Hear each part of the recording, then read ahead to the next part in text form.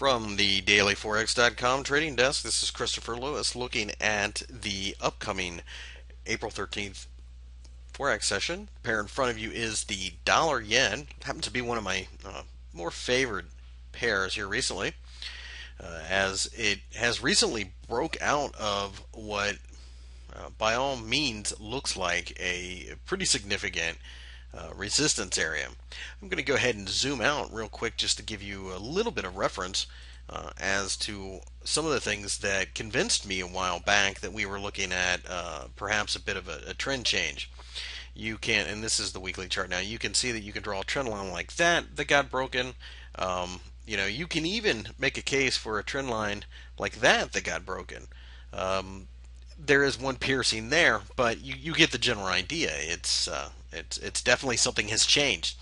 And one of the things that had changed, quite frankly, was the fact that the BOJ started to expand its asset buyback program, which is another way. It's a complicated and somewhat convoluted way of saying that they were going to buy Japanese government bonds because, quite frankly, nobody else was.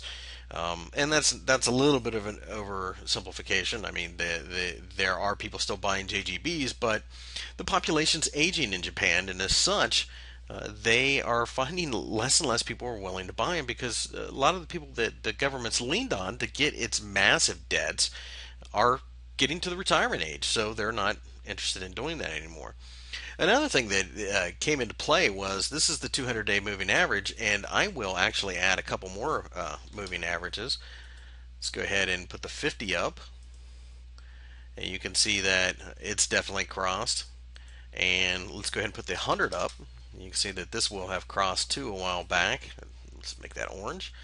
And you can see they're both above the 200-day moving average. So this kind of change is not something that happens all the time, and it does catch the attention of trend traders. So at this point in time, they became very interested, and the fact that the 80 had gotten broken at roughly the same time really is interesting. As I go back out to the weekly, you can see I have the 80 in a really thick red line, and you can see why it was once massive support, and you can see why I do find it interesting, and it was resistance. We even had a couple BOJ interventions that failed to keep it above 80. So all things being equal, looking at it, it was a very very interesting turn of events.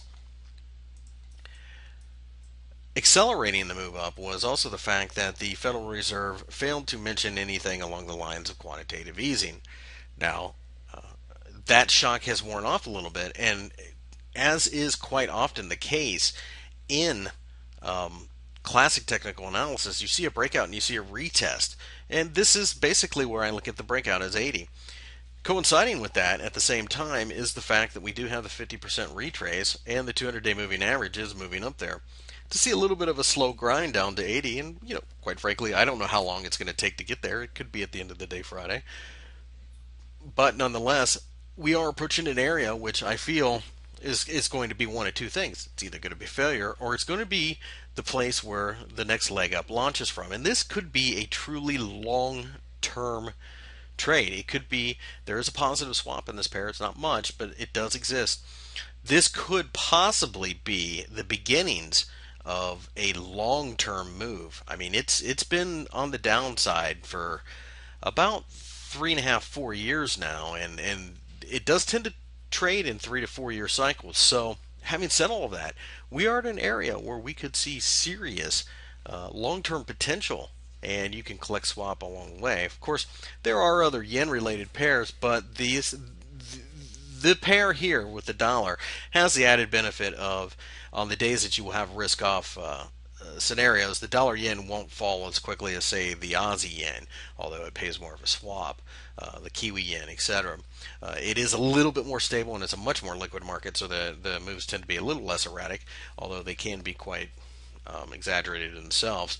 So having said that, for me, this is the most interesting pair right now, and I am watching this. 80 is the key. Supportive candles like hammers or bullish engulfings. are signals that will get me long of this market. It does look like we're trying to build something here, and there is a cluster there. So we may not get all the way to 80, but it will more than likely be kind of close, I should say.